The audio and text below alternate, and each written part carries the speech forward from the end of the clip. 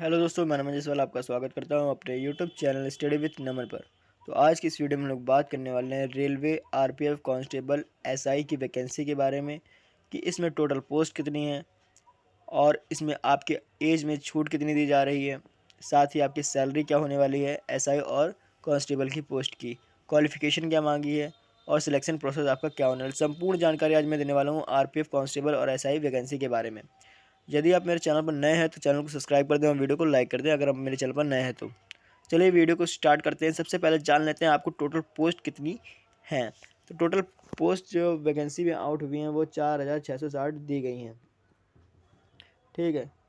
Constable की बात करें तो कांस्टेबल में 4,208 पोस्ट और एसआई 452, दोनों को मिला के आपकी पोस्टें हो जाती हैं 4,660। ठीक है। अब बाकी बात कर लेते हैं अप्लाई कब से कर सकते हैं। तो अप्लाई की बात करें तो अप्लाई आप कर सकते हैं 15 अप्रैल से 14 मई तक।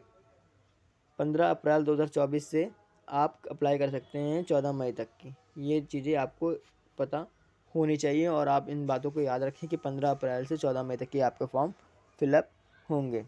ठीक है। कांस्टेबल की पोस्ट की बात करें तो कांस्टेबल की पोस्ट जो है उसके लिए क्वालिफ़िकेशन आपकी 10th पास मांगी गई है। एसआई पोस्ट के लिए मांगी गई है ग्रेजुएशन, यानी ग्रेजुएशन आपका मांगा गया है। अगर यदि आप ग्रेजुएशन कर लिया है तो बहुत ही अच्छी बात है। ठीक है, तभी आप इसका फॉर्म भर पाएंगे, अन्यथा आपको सिर्फ कांस्टेबल की पोस्ट आप अप्लाई कर पाएंगे। फ़ी की बात करें तो फ़ी जो होगी आपकी रिफंडेबल होगी, यानी कि 500 फ़ी आपकी रखी गई है, जिसमें SC ST की 250 और फीमेल की 250 रखी गई है। जिसमें से रिफंडेबल में आपके 500 का है तो आपको 400 रुपये रिफ़ंड हो जाएंगे यदि आप परीक्षा देते हैं तो। ये बात अच्छे से याद रखिएगा। अगर यदि आप परीक्षा देते हैं तो आपके 500 में से आपको 400 रुपये वापस कर दिए जाएंगे आपके खाते में। ठीक है। फॉर्म फिलअप करवाते समय अपना बैंक अकाउंट देख लीजिए, पहले ही अपना अकाउंट ओपन करवा लीजिए अगर ओपन नहीं है तो। ठीक है। साथ ही उसकी पासबुक की फ़ोटो फ़ोटो वोटो वगैरह सब चीज़ें, अपनी पासबुक वगैरह फ़ोटो वगैरह सब चीज़ अपने पास होनी चाहिए। ठीक है।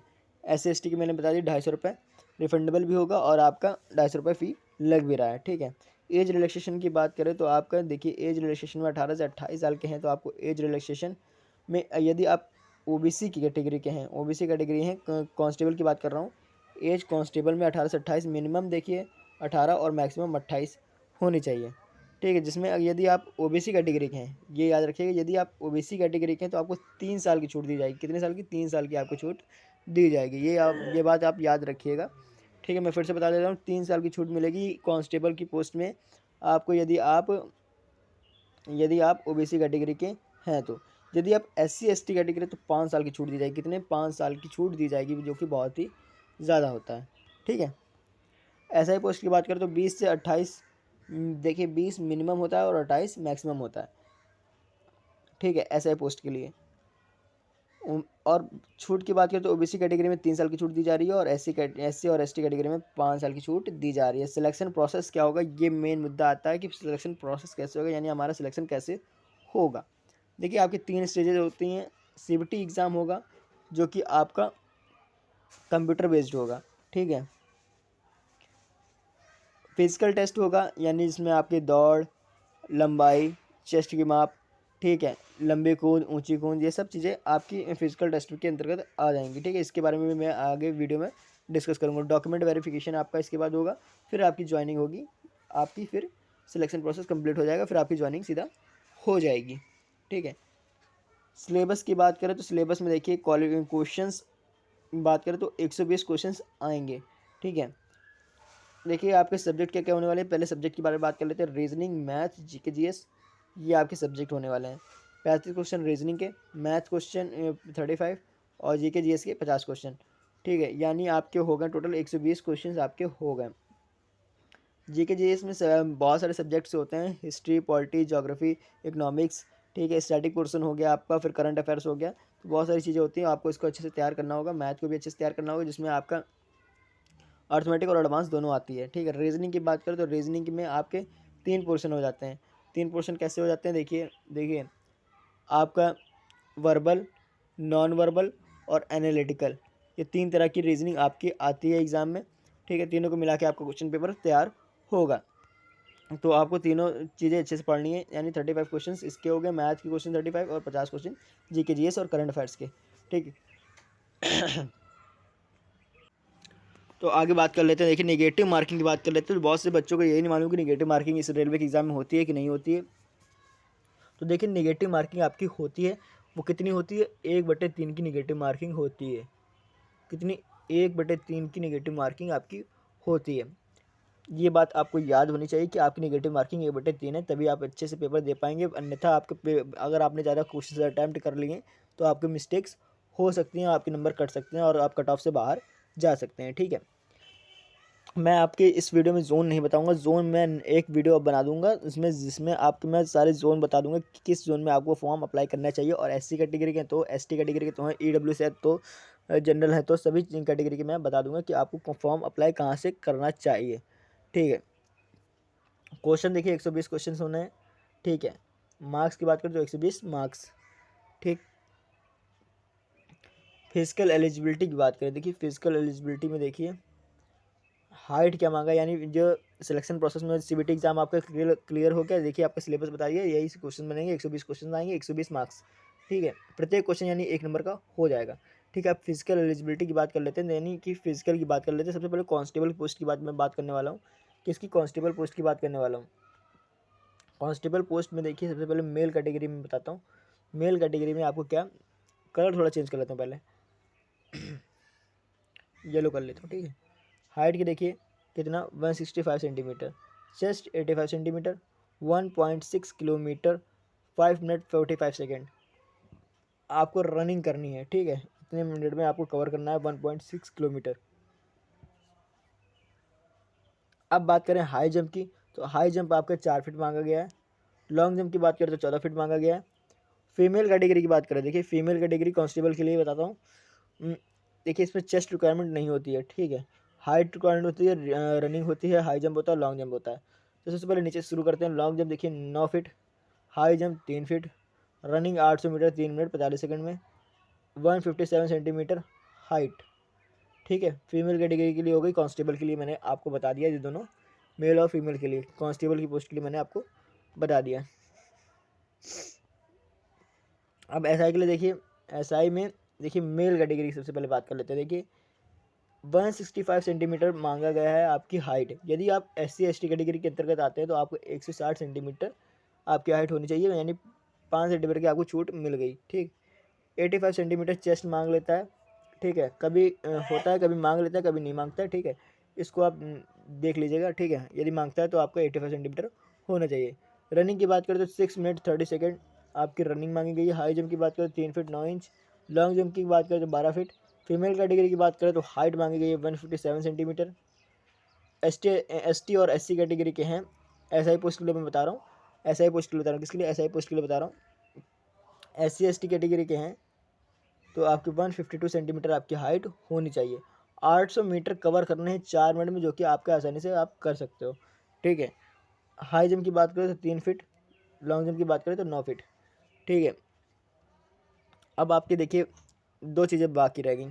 क्या आपको मॉक कहाँ से देने हैं, ठीक है। तैयारी करने के लिए आपको मॉक कहाँ से देने हैं, मैं फ्री मॉक बताऊंगा आपको, फ्री मॉक कहाँ से देने हैं ये भी बात करूंगा, ठीक है। और दूसरी बात करूंगा बुक आपको किस पब्लिकेशन की लेनी चाहिए। ये दोनों पॉइंट बहुत ही इंपॉर्टेंट है। अगर आपको तैयारी अच्छी करनी है तो तैयारी के लिए आपको 2 बुक, यानी कि मैं आपको बुक सजेस्ट कर दूंगा, ठीक है। और आपका मॉक टेस्ट कहाँ से देना है, यानी प्रैक्टिस कहाँ से करनी है, ये दोनों चीज़ें बता दूंगा। 3 मंथ के लिए फ्री वैलिड होगा, ठीक है। यदि आप दोबारा लॉगिन करते हैं किसी अन्य नंबर से तो आप दोबारा भी इसको दे सकते हैं, ठीक है। यानी कि आगे आगे और भी मॉक लगा सकते हैं इसके, ठीक। तो इससे पहले मैं आपकी सैलरी बता देता हूँ, सैलरी क्या होने वाली है एसआई और कांस्टेबल की। देखिए 25,000 प्लस कांस्टेबल के लिए सैलरी होने वाली है, ठीक है। इन हैंड की बात कर रहा हूँ, और 50,000 एसआई की हो सकती है। ये लगभग मैं सैलरी मैं बता रहा हूँ, ठीक है। एग्जैक्ट सैलरी नहीं पता है मुझे, लेकिन मैं ये है कि मोटा मोटा मुझे जो इन्फॉर्मेशन मिली है उसमें तो 25,000 प्लस इसकी जो सैलरी हो सकती है बनती है, और एसआई की पोस्ट जो होती है वो 50,000 की सैलरी बनती है, ठीक है। यानी कि कांस्टेबल से दुगनी जो सैलरी होती है वो एसआई की होती है, ये बात आपको ध्यान रखनी है, ठीक है। यानी तो 20 होगी तो उसकी 40 होगी, ठीक है, ऐसा होता है। ठीक है, और भत्ता वत्ता कटता है जो भी बनता हो, ठीक है। बुक की बस सबसे पहले बात करें तो बुक किसकी, रुक्मणी प्रकाशन की लेनी है, रुक्मणी प्रकाशन की आपकी लेनी है बुक, ठीक है। हो सकता है स्पेलिंग मिस्टेक हो, ठीक है, आप चेक कर लीजिएगा। रुक्मणी प्रकाशन आप गूगल पर डालिएगा तो गूगल पे आपको रुक्मणी प्रकाशन की बुक्स बहुत सारी दिख जाएंगी, आप रेलवे करके सर्च कर लीजिएगा, ठीक है। रेलवे रुक्मणी प्रकाशन या फिर पैरी टू पैरामाउंट करके है, ठीक है, ये पैरामाउंट करके है, ठीक है। रुक्मणी प्रकाशन की बुक आपको लेनी है, ये बात आपको याद होनी चाहिए कि रुक्मणी प्रकाशन किस प्रकाशन की, रुक्मणी प्रकाशन की आपको बुक लेनी है। मॉक टेस्ट की बात करें तो मॉक टेस्ट देखिए, सरकारी जॉब फाइंड टेस्ट आपको प्ले स्टोर पर सर्च करना है, सरकारी जॉब फाइंड टेस्ट। आपको मैं सबसे पहले स्क्रीनशॉट सजेस्ट कर देता हूँ कि स्क्रीनशॉट आप में आप देख सकते हैं, ठीक है। पहले मैं नेट बंद कर देता हूँ, देखिए नेट मैंने बंद कर दिया, अब आपको स्क्रीनशॉट दिखा देता हूँ।